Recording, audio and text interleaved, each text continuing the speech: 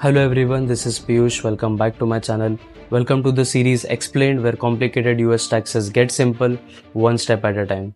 Many international students in the US think that once they are done filing with their federal taxes, they are done with the tax filing, but this is not true because you also have to file state taxes in the state that you either worked or lived in. There are 50 states in the US, so it's not practically possible for me to come up with state filing taxes for all the states, but I'll try to come up with as many as possible.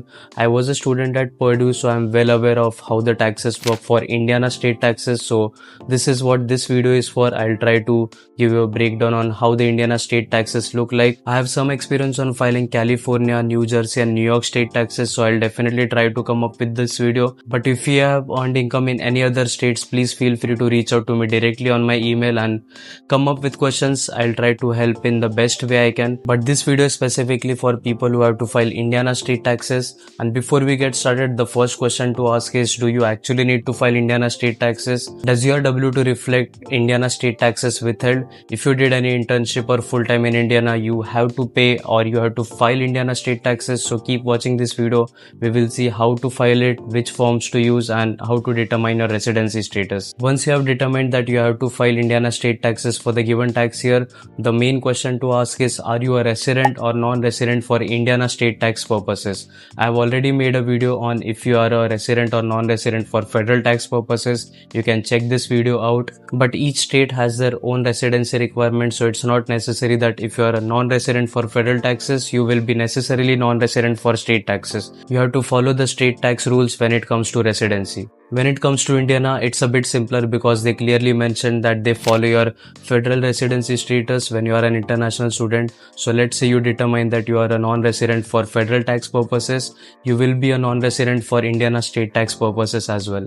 And when you convert from a non-resident to resident for federal tax purposes, that is when you cross the 5 calendar years mark and pass the substantial presence test, or you are converted from F1 to H1B visa, that's when you are considered a resident for federal tax purposes, which makes you a resident for Indiana state taxes as well. So when you start filing your Indiana state taxes, there are two types of taxes you usually pay. One is the Indiana state taxes and second is county taxes. So don't worry, there is no separate filing for county taxes that is included in your state return, but I just wanted to make you all aware of how the taxes look like when it comes to Indiana. And even though you are a non-resident for Indiana state taxes, you still have to pay the county taxes based on your residency for that county, and it is determined by where you stay on the first Jan of the tax year. So let's say you are an Indiana non-resident student and first attended your school after January 1st, you are not considered a county resident and you don't have to pay county taxes for that year. But let's say if you are a fall student who started in fall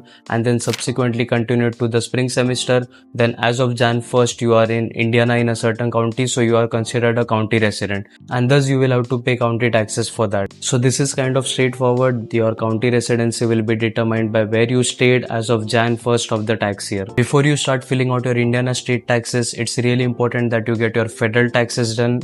Why? Because there are some values that you need to take from your federal tax forms onto your Indiana state tax forms. So before we move ahead to file our Indiana state taxes, please make sure to get your federal taxes done. You can check the previous parts of this series where we have discussed how to fill out your federal tax forms if you earn W2 income. After you have filled out your federal tax forms and determined the residency for Indiana state tax purposes, in the next video we will have a walkthrough for Indiana state taxes where we will see exactly how to fill out the forms as a non-resident of Indiana. So until then, stay tuned. Like and subscribe my channel if you find my content useful. Share this video with all the college students or people who have stayed in Indiana and have to file Indiana state taxes. Thank you again for watching this video.